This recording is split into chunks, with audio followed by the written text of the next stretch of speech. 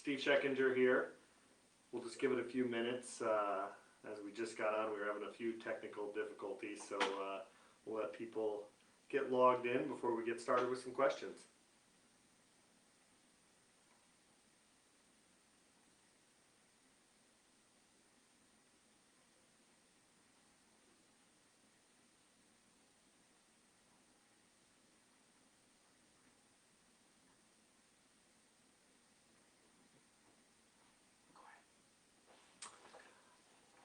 Hi, so I'm Dr. Steve Schechinger at OSMS, and here today to talk to you a little bit about orthopedic surgery and answer some questions you may have. I'm obviously an orthopedic surgeon here at OSMS. I work in a couple different locations here in the Green Bay office as well as in our Marinette office. We also just opened an office down in the Fox Valley at our new Appleton location. So if you find yourself in that area, that office is also available. Well, we can get to some questions here. There were some that were submitted, and so I'll just go through those questions. And if you have any other additional questions, feel free to type them in, and we can address those as well. So first question, what is OSMS doing to help keep patients safe during the pandemic? And this has really been a challenge, you know, from the beginning of this pandemic when things really got started, is how do we keep our patients safe? Because we have patients that obviously come in that have other medical issues that may be at risk. Some of our rheumatology patients as well are at risk. So there's multiple things that we've done to make sure that our office is a safe environment for them to get their medical care. Some of those things, everyone gets their temperature evaluated when they come in the door. All patients, when they're scheduled, go through a series of questions, essentially seeing what risk factors they have, if they've had any symptoms of COVID-19, if they've had any recent travel history that may put them at risk, if they've had any contacts or exposures that could have contributed to illness as well. And if patients have had any of those things, they're encouraged to do a telemedicine visit or to reschedule their appointment or to get tested and make sure that they are safe to be evaluated in the office. Masks are also required in our office, and we all wear them as well to protect our employees and staff and physicians, as well as to protect the patients. We have multiple options available for telemedicine visits for those patients who aren't comfortable with coming into the office in this setting. And we also have social distancing throughout the office, in the waiting room and other areas. We've tried to limit schedules as well so patients aren't crowded and can feel safe. Other questions. Is it safe to have surgery and go to therapy at this time of the pandemic? And that's a good question. You know, that surgery is a scary thing normally, and then when you get something like the COVID-19 pandemic, it even makes that more worrisome sometimes. And if you take the right precautions, surgery can definitely be safe during this time. And so that's what we really have tried to do, is make it a very safe environment for patients. So at our surgery center, all patients are tested before surgery. So they're tested for COVID-19 3 to 4 days before surgery, and then they isolate at home between their test and the surgical date to limit any chance of exposure of that patient.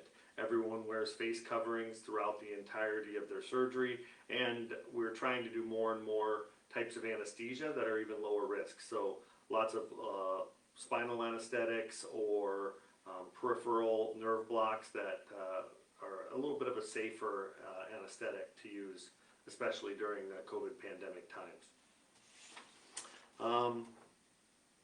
Well, this is why did I decide to become a doctor? So, well, it's kind of a interesting story. I don't really have anyone medical in my family. I grew up in a small town in Iowa. My mom stayed home with us. My dad worked in a local factory, and I was actually just telling this story to some of my coworkers the other day, but my dad was a welder, and I would spend a lot of time in the factory with him and helping out, and I really disliked the job. It's hot in Iowa and during the summer, and it it's tough work. And I was complaining about it to my dad one day, and he said, you know, this is why you need to go to college, so you don't have to do this type of work the rest of your life. And you know, I got a job at that point as a CNA at a local hospital and started shadowing a couple physicians and really fell in love with the medical field. And from there, it was an easy transition to orthopedic surgery, and kind of became my career of choice. And so I did my medical school training at Creighton University in Omaha, Nebraska, and then I did a residency at the University of Minnesota, and then I did a fellowship in Lake Tahoe before coming back here to Green Bay. When is it time to see an orthopedic surgeon? That's a good question. Orthopedic surgery, you take care of bones, joints, muscle problems. And so really, patients who experience issues with a joint or a muscle group, or they have a fracture, those things are common disorders that we will treat. And usually I tell patients, if you're at home and you have an overuse injury, or there's something that's caused a joint that's causing you a lot of pain, and it's not responding to the normal things you do. So it's not responding to just some rest, ice, elevation, anti-inflammatories, and you're still having a lot of symptoms, it may be time to get that evaluated just to make sure it's not something more serious. Certainly if you have a fracture or an injury and you're unable to walk on that joint or that leg or use that arm to hold things and it's not getting better, it's time to be evaluated just to make sure it's not something serious. And that's really something I want to highlight, because sometimes patients wait. You know, I'm guilty of that as well, where it'll get better and then it doesn't. And what happens is if you wait too long, it may be outside that window where we could have done something to make it better more quickly. So just make sure you get evaluated if something isn't improving like you'd normally expect it would be. Next question, what are some non-surgical treatment options for joint or muscle pain? And really, I just went over some of them. I think the best options for treating joint and muscle pain are going to be your RICE, which is rest, ice, compression, elevation. So really getting off your feet, taking it easy, stop doing what was causing your pain symptoms, or if you had an injury, take time to get off your feet and rest. Elevate your leg, the sprained ankle, elevate your hand if you've injured your wrist. Anti-inflammatories can also help, like ibuprofen, Aleve, or Advil. Ice is a great resource to use to keep that swelling down. And then sometimes compression, so you're putting a wrap or compression around the arm or leg or extremity, and that can decrease swelling, which will also take care of the pain. Are there any new ways to treat tendinitis or overuse injuries? There's a lot of new techniques that are out and have potential benefit for tendinitis. If you go with the tried and true treatments, which are rest, ice, compression, elevation, anti-inflammatories, those are going to generally be the best options initially. There's other options like laser therapy that I have patients discuss, ultrasound treatment, needling. Those are all other modalities that certainly I've had patients say that they've had relief with, but if you look at the medical literature, probably the most reliable means to treat tendinitis and inflammation is back off on those activities that you're doing. So usually it's an overuse injury, and backing off on those activities can help. Anti-inflammatories can help, ice can help, and elevation. So those are probably the best things that you can do in those scenarios. Next question. I have a hard time sleeping after surgery. What can I do to help? This is probably one of the most common questions we receive after surgery. It's miserable trying to sleep, especially shoulder surgeries. That's a very common complaint. There really isn't a great position to sleep, and it's uncomfortable. Things you can do. So with shoulder surgery, generally we tell patients sleeping more in a sitting position, propped up, sometimes in a recliner or an armrest, or propped up in a chair with some armrest can help. If you had hip surgery, padding yourself with pillows between your knees to help pad those extremities, avoid laying on the side that you had operated on can all help. Generally, timing of pain medications can also make a difference, where read another question. question here. Timing of pain medications, where you try and take medications right before bed, or when you know that they're going to give you some relief so you'll be able to fall asleep, and then maybe even set an alarm so that you can wake up and take another dose of the medication, so that you don't wake up behind and in more discomfort. Let's see, another question here. What are the benefits of joint replacement surgery? So there's a lot of different benefits of joint replacement surgery. Probably the main benefit that we see is pain relief. So patients come in and they're really uncomfortable, either with a shoulder or hip or knee.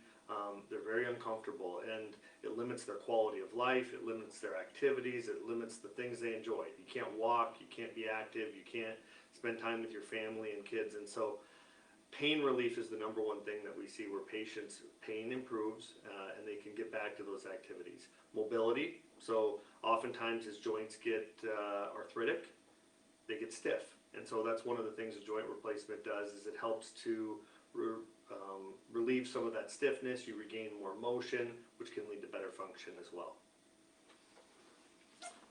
Next question, when will I know it's time to get my joint replaced?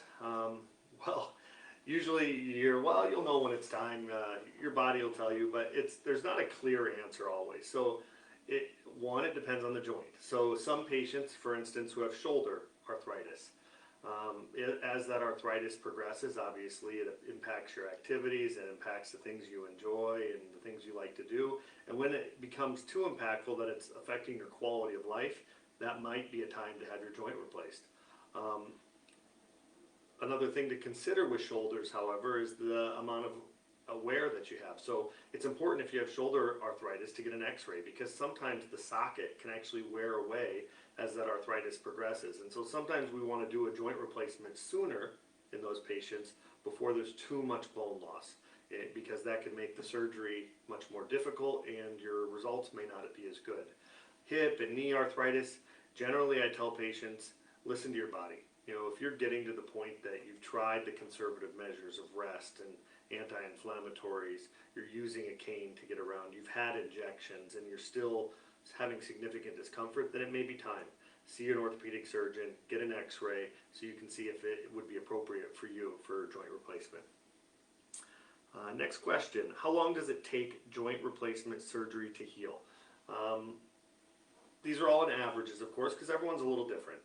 Usually, most patients after joint replacement, you're up walking and moving after hip and knee very quickly. Even the first few hours afterwards, we have you up and walking. In fact, a pretty large percentage of patients now are even going home same day, or staying overnight and going home next day after joint replacement surgery. So you get mobilized very quickly, faster than we used to several years ago.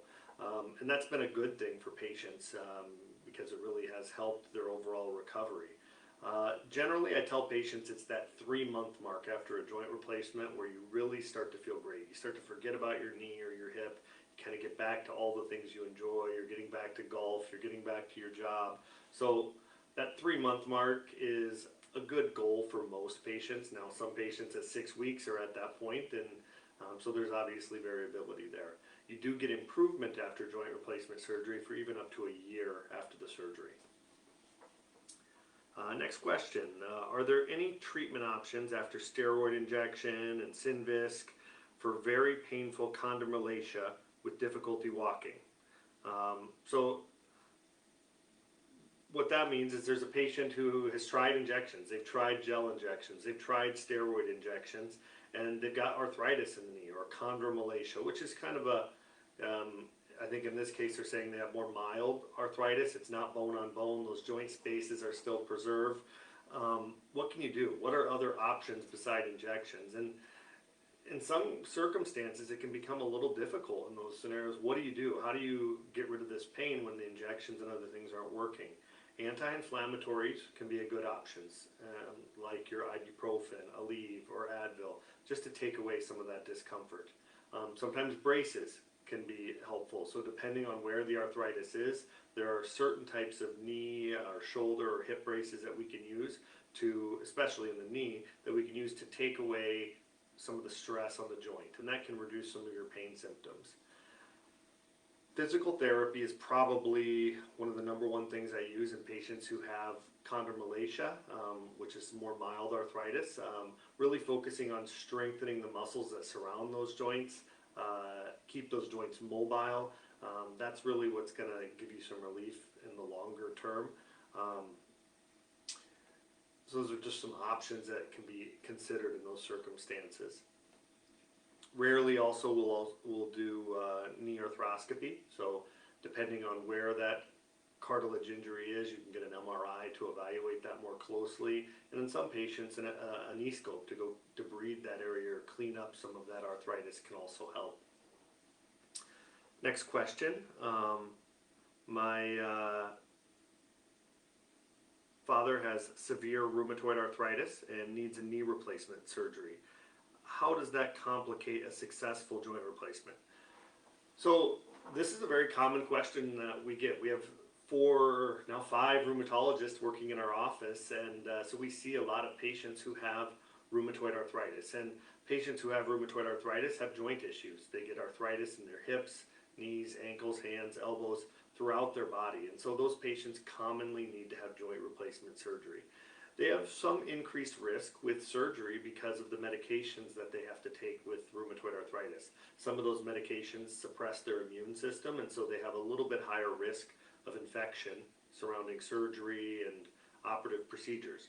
And so usually what we do in those patients is we'll work with the rheumatologist. So we may hold some medications for a week or two before surgery and after surgery, so that they're allowed to clear from the immune system.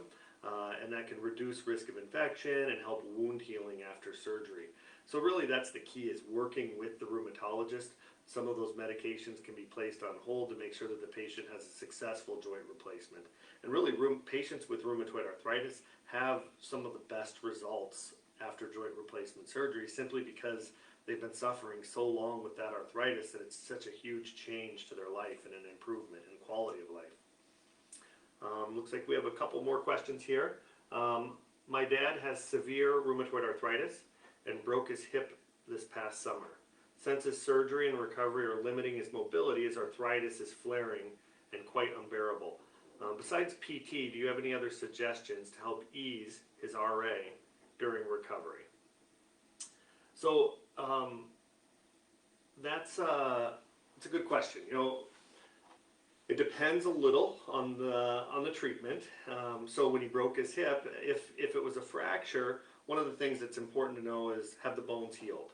If those bones have truly healed and mended, then a lot of times you can get your father back on some of his medications for RA, or looking at some different combinations of medications that can be effective to reduce some of his arthritis symptoms.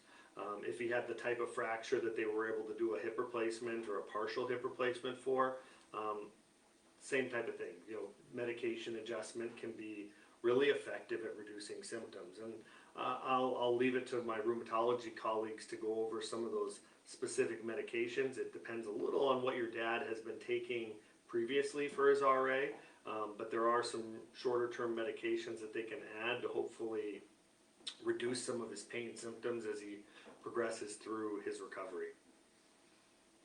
Another question, how many steroid shots are you allowed in a year? That's a very common question that we get. Usually I'd say patients are allowed 3 steroid injections a year. Now, that's per joint, so you could get an injection in your hip and have one in the knee, and that doesn't count. You could have 3 injections into your knee per year. And usually we say every 4 months you could get a steroid injection into a joint. And really, if it's not helping longer than that, so if you get an injection and a month later your pain's coming back, it's probably not worthwhile to keep doing that if it's not an effective treatment for you. So I generally tell patients give it 4 to 6 months and see how it responds, and you could repeat that if you needed to. And there's not a specific limit on injections, so there's not a number of injections that you can have and you can't have any more. That's kind of a misconception amongst patients. So it's okay to continue to do them if they work well for you. Let's see if I have any additional questions here.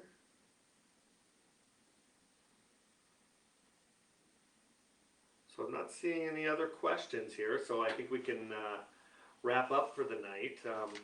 Really, I just want to sum up that if you have any questions or concerns regarding joint, muscle problems, rheumatoid arthritis, our office is available to you. And through this pandemic, we've made ourselves available, and it's a safe environment for patients to come and to receive their medical care and know that they're doing it without significant increase in risk. And so if you have any other questions or concerns, feel free to call our office at OSMS and let us know.